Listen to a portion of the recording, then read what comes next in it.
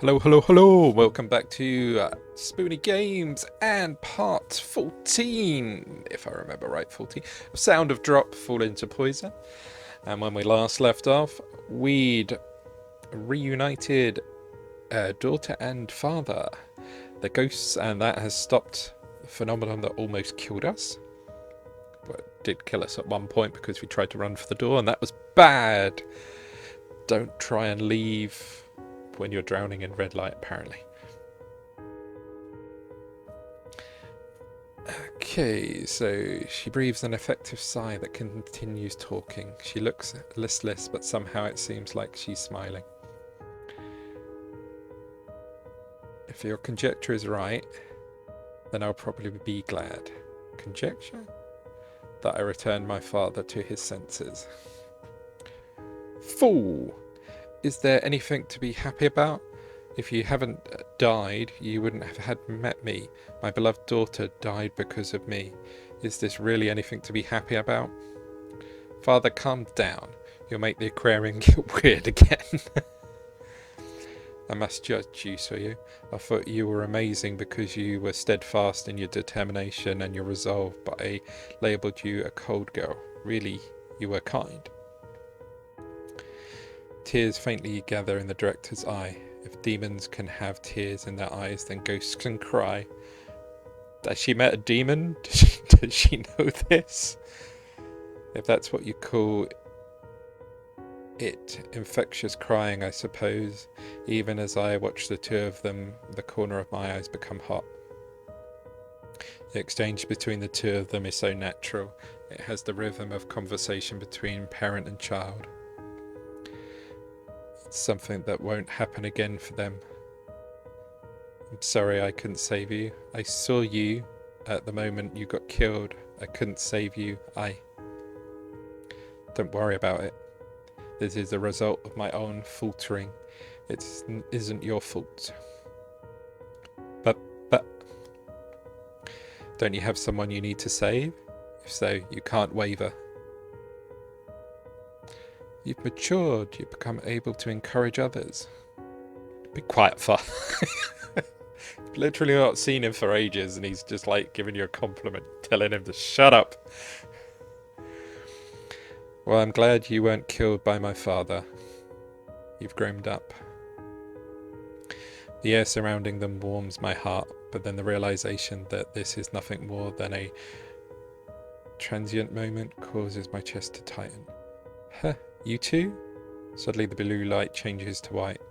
It floods the room like a fluorescent bulb, gradually growing stronger. Without realizing it, I narrow my eyes. What's happened all of a sudden? Who knows? Maybe we're crossing over. I am satisfied knowing who the killer is. But wait, just a bit. Crossing over, no longer having any attachment to the world. She has achieved her goal. She and the director have miraculously reunited after overcoming space and time. No! I cry out for the bottom of my heart. However, I can't give that scream voice because she knows my resolve. I don't want her to see me acting uncool, because even though she's dead, she is cheering me on. She doesn't look like it. She looks like she's judging you.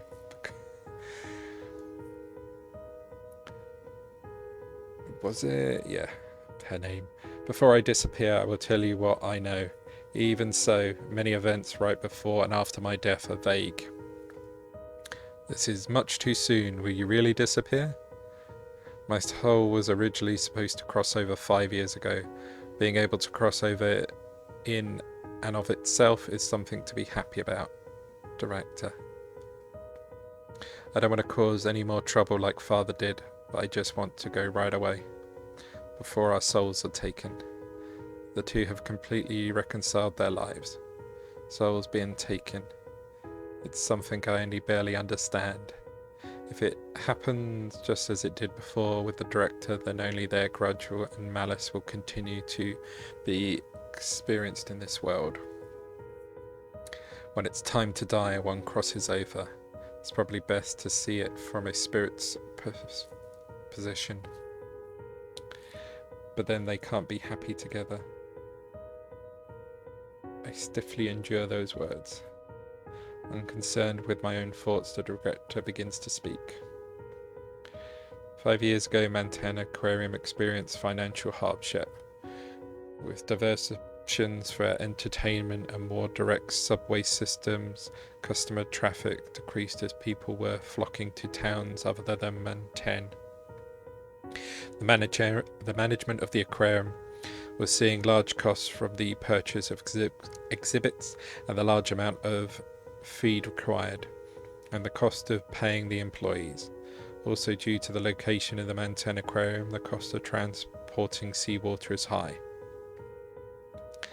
In addition, the deep-sea fish booth that served as the centerpiece at the time used the latest technology and required an enormous maintenance cost due to its size. I was being pressed by many decisions, letting go of employees, reducing display space, the widening of target demographics, and the closing of the deep-sea fish booth. I couldn't bring myself to cast aside anything for my beloved aquarium. I tried to do the impossible in the hopes of producing results, but in the end, it boiled down to a confrontation with that person and those who stood with her. I was eliminated in the most rational way possible. In other words, I was killed. It was made to look like an on-the-job accident. The director continues, perturbed by my trembling. I raise my feet and reach out my hand to Soya. She is also listening quietly to the director. Matter-of-fact way of speaking. Her form seemed fragile. I am unable to touch the image she is projecting into the light. Despite my position amongst the management, I let her know, in not so subtle terms, how I felt about her. This gave her all the motivation she needed. I have no doubt that my murder was, in some part, because I pushed her too far. Besides me, Zoe lowers her head.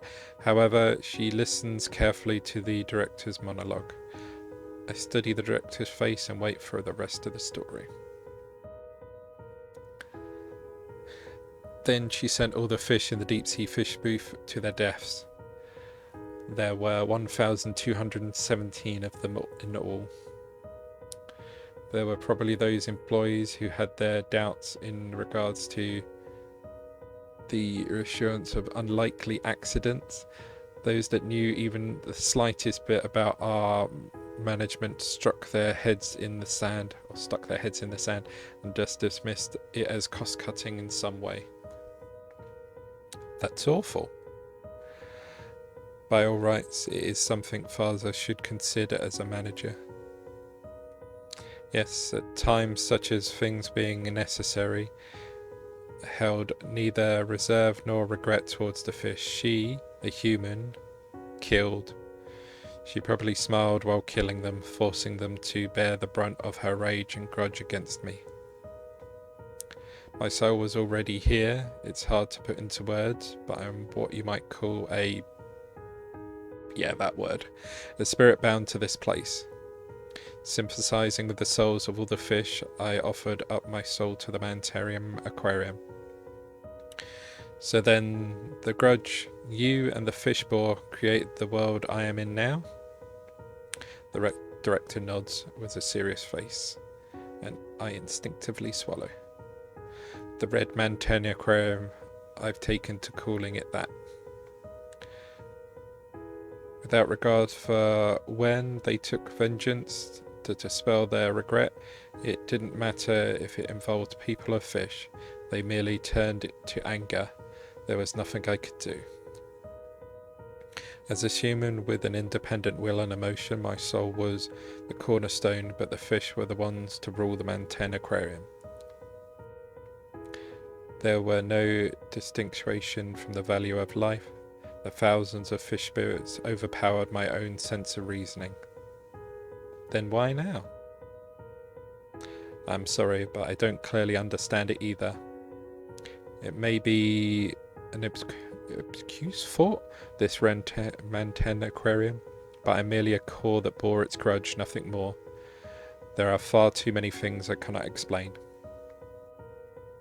But if I were to venture a guess, I would think that my reunion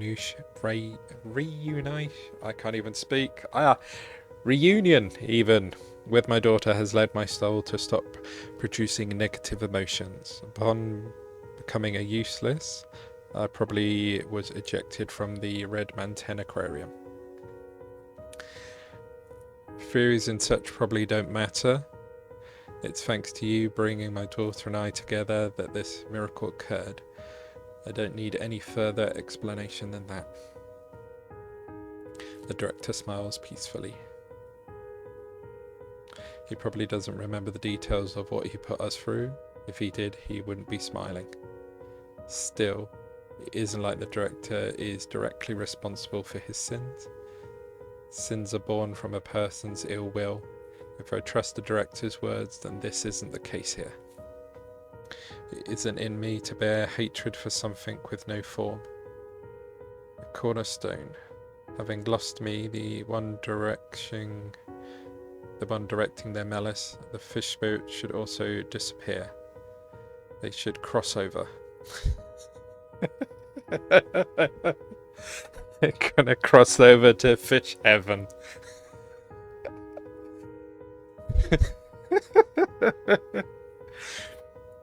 The director says in a relaxed tone after some thought. In other words, the Red Mantan Aquarium will disappear. If my theory is correct, that is what should happen. In turn, with my soul's disappearing, the Red Mantan Aquarium should begin to crumble. This isn't something I know for sure, merely a hunch, but it seems I am part of the Mantan Aquarium after all. Please don't lament the fact that I will disappear. It was your courage that rescued us from this place, this Red Mantan Aquarium. I didn't save you. My words of denial won't come out. Surely the director is satisfied already.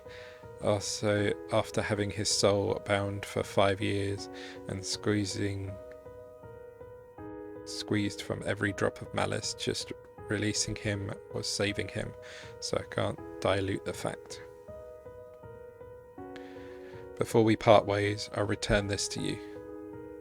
This keychain. She hands me a keychain. It is a droplet-shaped keychain, one with a jellyfish attached. It is unmistakably the keychain from my memories. Why? You were running without watching where you were going and you ran into me, don't you remember? When I was chasing Mari, I ran into someone, that's right. Hinamo picked it up after all the confusion. It was something incredibly precious to me. It never seemed like something someone could mistake. Even now I still don't understand the mix-up. Finally realised that you had my keychain when I looked at it, and then the one I picked up was yours? Thank you. So it wasn't that Hinamo lied. The mix-up was because there was 2 lookalikes. I handed the keychain with the starfish charm to Sayu. The father and daughter smiled at me from within the sticker picture. This is the piece of their lost past that leaves my hand.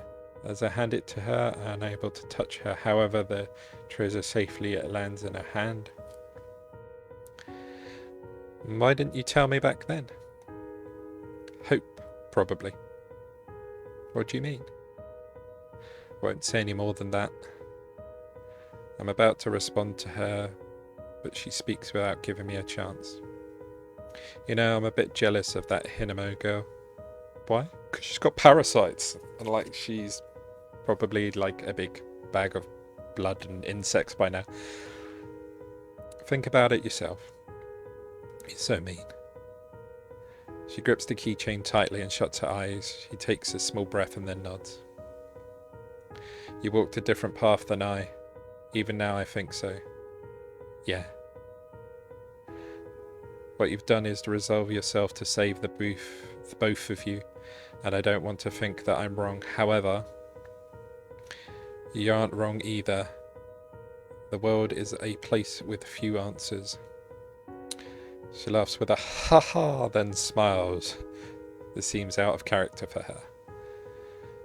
But her smile is very natural. Surely this is the girl's true nature.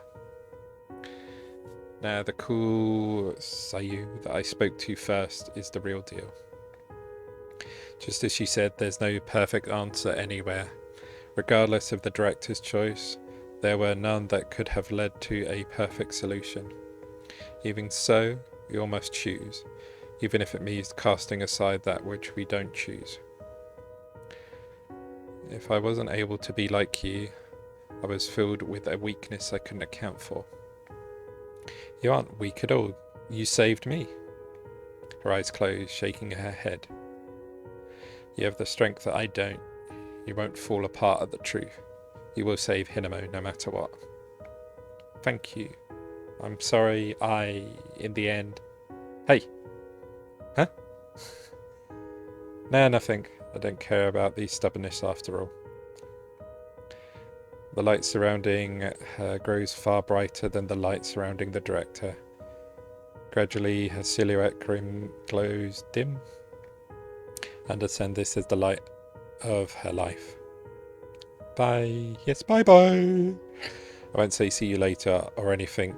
If you find your way here after 100 years, I'll just turn you away. There's no way I could live that long. Yeah, like, she's gonna die at some point. I was unable to speak, my emotions from overflowing, or unable to stop my emotions from overflowing. The drops of light spilling over melt into even the stronger light. It's the same for her.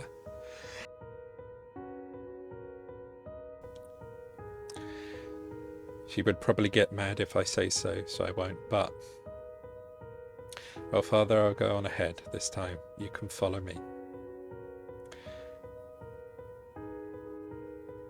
Essentially, it's decided she is my friend now, so as much as I continue to struggle, I won't break so easily.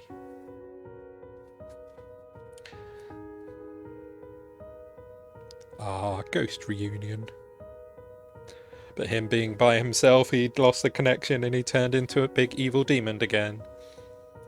By the time I've wiped away my tears, her light has already vanished. The director closes his eyes and begins to pray. Seeing me stand up, he quietly opens his mouth. I don't know exactly what will happen when this place crumbles. Before it happens, I think it's best that you get out of the Manten Aquarium. I want to ask you about that woman. She's still alive in this aquarium, isn't she? The woman who killed not just the director, but his daughter too. Her insane smile is etched into my mind and won't disappear. She shouldn't be living. I can't remember it clearly, but I do know this Manten Aquarium did exact its vengeance on her. If she's still here in this aquarium, then she's nothing more than a ghost. She's a captive soul, bound here by the grudge and malice that pervades this place. If so, when this place crumbles, she'll disappear as well. You needn't worry. I don't need to worry. Is that true? Those things left behind in time will not change. I understand that, and... yes, what is it? You didn't see a girl called Mari somewhere, did you? She looked like Xiao when she was a child. Perhaps like you, she became a spirit and is in the Manten Aquarium? I have asked the disappearing director something that has caught his attention. If he is one with the Manten Aquarium, then perhaps he does know something. However, that hope is quickly dashed. I don't know. Ever since my death, my mind has become rather vague and fragmented. Is that so? However, as it is vague, I cannot definitely say that she isn't here. In the deep sea fish booth where I lost my life, there may be some truth even I don't know. Speaking of which, director, when you went under the influence of the grudge, you told me to leave. Do you understand somewhere deep down the danger of the place where you were killed? I wonder. Honestly, I don't know. Well then, since it seems the time has come... Director! I can no longer stay here. I realise it may be irresponsible, however it seems this alone I cannot fight. In this world, there are powers that go beyond human understanding. Please wait! If I wait too much longer, I won't be able to follow my daughter. When I reach the other side, I will pray for you, that you may be saved and blessed. So yeah, let the guy have a break. He's literally been trapped here and been part of the fish collective. And now you want him to hang around because you got questions. I'm unable to stop him as he wrapped in a brilliant light just as she was. In the next moment, his form is gone. Was he able to cross over? My question is directed at the thin air, so naturally there is no reply. I wonder if this is a time when you should say congratulations. Thinking it over a bit, I look up. In that position, I close my eyes. Please find peace. Before I really realise it, I'm alone again, but it's all right. Even if something happens, I will not fail. I have prepared myself. Well then, I have to walk on.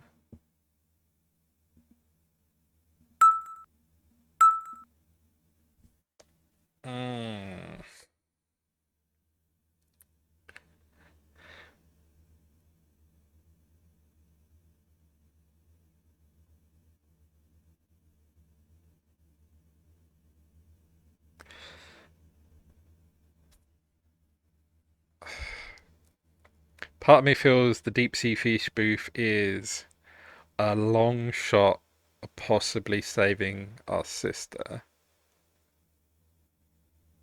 Well, I say save. If she's already dead, it could just mean saving her soul. But then if the aquarium's going to fall apart, then she's going to be saved anyway. Or do we go there and we get killed and we become the new core? Or do you just grab Hinamo and go? Let's risk it for a deep sea biscuit. Reach for the small handle under the director's desk. Wait just a little longer, Hinamo. I have no time, but this means I have to be all the more careful. In a way, this is the Mantan Aquarium's final puzzle. The closed down deep sea fish booth. Everything will be settled there. There has to be an end to the red Mantan Aquarium. Bracing the vigor in my chest, I pull open the small door.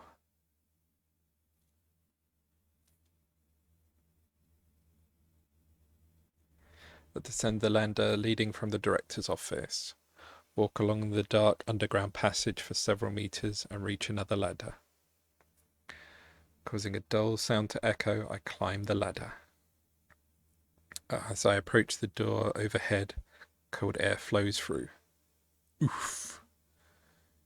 Pushing the door up with my head, I reach the top of the ladder.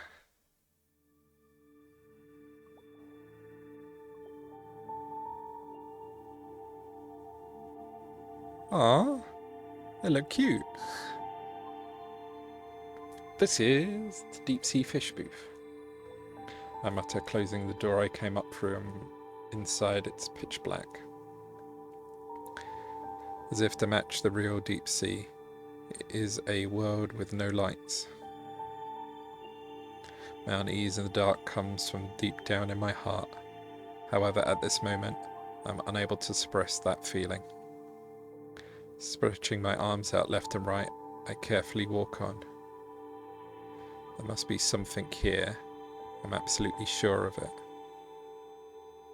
Huh? That light? After walking for a bit, I find a light flooding in my path, or floating in my path. It's neither the red light nor the blue one I saw in the director's office. It's rather a golden light, like that of a morning sun. I suddenly begun walking towards that light. There's more or nothing there, but I don't even consider that possibility. I'm guessing saying pretty is bad, because it reminds me of, like, literally in the background, the anglerfish.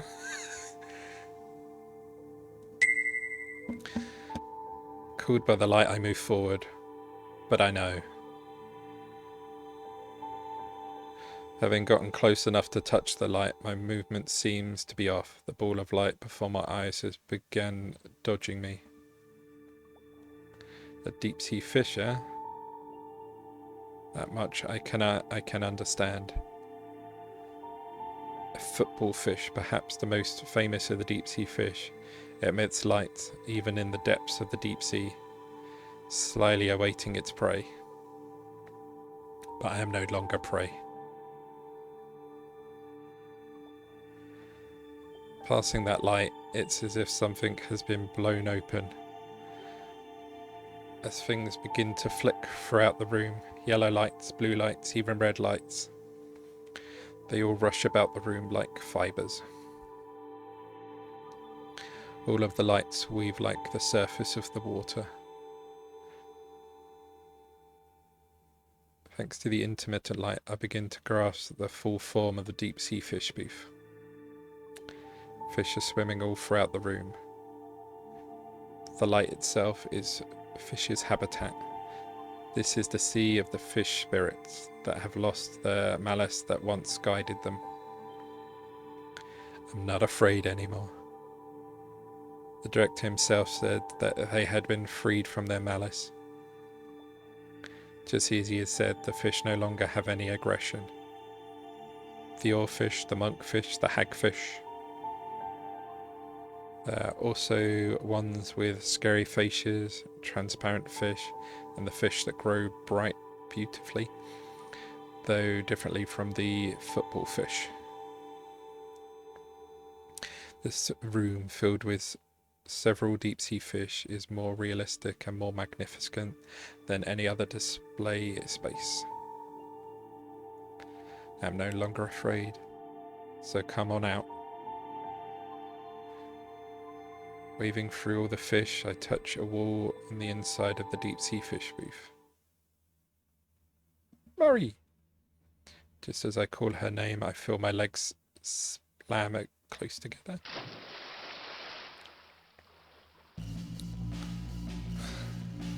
Oh god, we're back in the ocean again. Huh? I suppose this is what you call carelessness. My legs have been grabbed by a large tentacle. It has white skin and pale pink suckers. At my feet is the deep sea. I can see a black shadow far closer to me than the bottom of the sea. I've seen this creature in the news on TV. It's the largest creature on the planet Earth. A giant squid! My impatience is greater than my fear, before it can pull me in, I have to escape. But the suction pads are strong, and as I struggle, another tentacle approaches. Dummy. Huh? That is the voice of hope. The small hand reaches down from above as I am pulled further into the deep sea. A hand of salvation for me as I writhe against the imminent death of darkness.